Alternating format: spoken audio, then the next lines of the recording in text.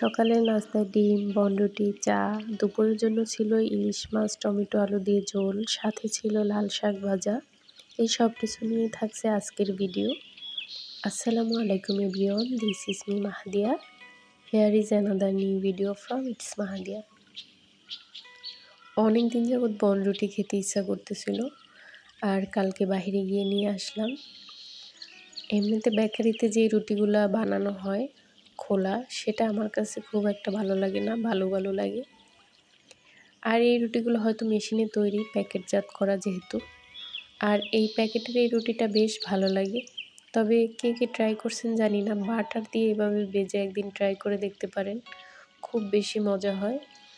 আর এইসব রুটি দিয়ে ডিম দিয়ে কেউ খায় কি না জানি না, বাট এটা আমার রেসিপি, আমার কাছে খুব ভালো লাগে। সকালের নাস্তা একদম জমজমাট হয়।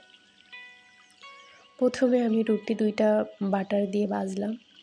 তো বাকি যেই যতটুকু বাটার ছিল তার মধ্যেই ডিম ভাজার ট্রাই করতেছিলাম, বাট হইল না। তো তারপরে আমি একটু তেল দিয়ে দিলাম, যদিও বাটার ছিল বাট তেল দিয়ে দিলাম বাটারের পরিবর্তে। আর ডিমগুলো একটু লাল লাল করে ভেজে নিছি আজকে। এরপরে ছিল হচ্ছে রুটির সাথে তো চা দিয়ে বেশ ভালো লাগে। তবে এই রুটিগুলো একটু কড়া ভাজা করলে আর কি, যেরকম হচ্ছে একটু মোচমোচা টাইপের হবে, চুলার তাপ একবারে কমিয়ে যদি একটু ভাজা হয় তাহলে চায়ের সাথে বেশ ভালো লাগে। তো চাটা আমি একটু মশলা দিয়ে করলাম, মানে গোটা মশলা, এলাচ জাতীয়। আর চায়ের ভিতরে বিশেষ করে এলাচ দিলে অনেক বেশি ভালো লাগে ফ্লেভারটা। তো চা হয়ে গেছে, চা রেডি করে তারপর হচ্ছে নাস্তা রেডি করে বসার রুমে আসলাম খাওয়ার জন্য। যদিও আমি ট্রাই করতেছিলাম সুন্দর সুন্দর ভিডিও ক্লিপস নেব। এই টাইমে হচ্ছে ওই যে সিঁড়ি মোছার যেই আপা, উনি আসছিল, কথা বলতে বলতে মানে এলোমেলো হয়ে গেছে, সুন্দর করে আর ভিডিও ক্লিপস নিতে পারি নাই। তো আমার সাথে এরকমটাই হয়, যখন বেশি একটু সাজায় গোছায় রাখি ভিডিও করব, তো তখন আনইজি ফিল করি, ভিডিও আর ওইভাবে করা হয় না। এরপর সকালে নাস্তা শেষ করে দুপুরে রান্নার জন্য রেডি করতেছিলাম। প্রথমে আমি ইলিশ মাছ কেটে ওইগুলো সেদ্ধ করে রাখছি। এরপরে হচ্ছে লাল শাক একবারে ছোট ছোট করে কেটে ভাজার জন্য দিছি। তো শাকের মধ্যে হচ্ছে প্রথমে শাক সেদ্ধ করব, তো ওটার মধ্যে একটু রসুন কুচি দিয়ে দিলাম, আর হচ্ছে সামান্য লবণ স্বাদ মতো। তো দিয়ে এটা আমি ভালোভাবে সেদ্ধ করে নেব।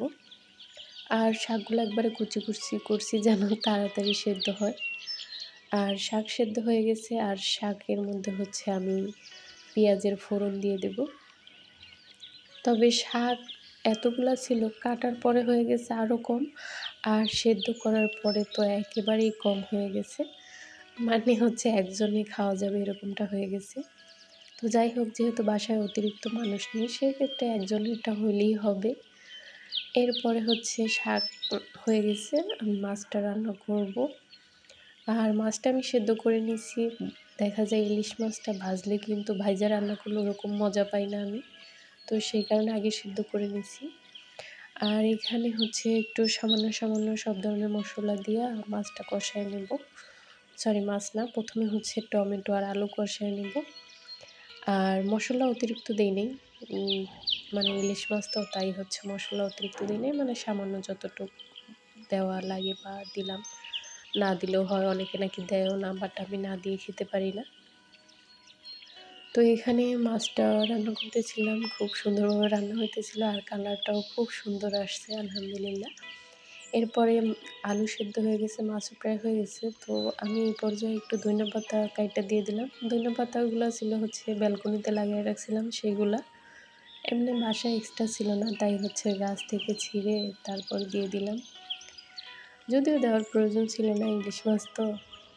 তো এখানে শাক, অল্প একটু শাক ছিল, যাই হোক। আর এই তো খাবার রেডি। আর এখন দুপুরের সময় হয়ে গেল, খাওয়ার জন্য বসে পড়লাম।